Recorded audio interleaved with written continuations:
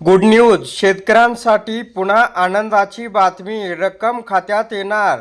शेतकरी बांधवांनो, विधानसभा कामकाजमध्ये महत्त्वपूर्ण निर्णय झालेला आहे. पूर्व विदर्भातील धान उत्पादक शेतकऱ्यांना खरीप हंगाम 2025-26 साठी प्रोत्साहनपर रक्कम देण्याबाबत शासन सकारात्मक असून या संदर्भातील प्रस्ताव वित्त विभागाकडे पाठवण्यात आला आहे. वित्तीय मान्यता मिळाल्यानंतर सकारात्मक निर्णय घेतला जाईल, अशी माहिती अन्न नागरी पुरवठा व ग्राहक संरक्षण यांनी या चर्चेच्या उत्तरामध्ये दिलेली आहे. आता सविस्तर अपडेट आपण पुढे पाहूया. तर धान उत्पादक शेतकऱ्यांना प्रोत्साहनपर रक्कम देण्याबाबत शासन सकारात्मक. तर शेतकरी बांधवांनो, नैसर्गिक संकटाचा सर्वाधिक फटका शेतकऱ्यांना बसतो. यंदाही राज्यात अतिवृष्टीमुळे शेतकरी अडचणीत आला असून शासन त्याच्या पाठीशी ठामपणे उभे आहे.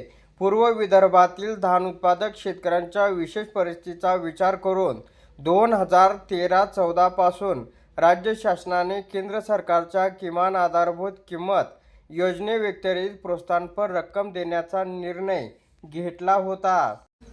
तसेच खरीप हंगाम 2025-26 मध्ये 7,16,322 शेतकऱ्यांनी 8,72,417 हेक्टर क्षेत्राची नोंदणी केली आहे. 21 मार्च 2026 अखेर किमान आधारभूत किंमत खरेदी योजनेअंतर्गत 1,03,80,196 क्विंटल धानाची खरेदी करण्यात आलेली आहे.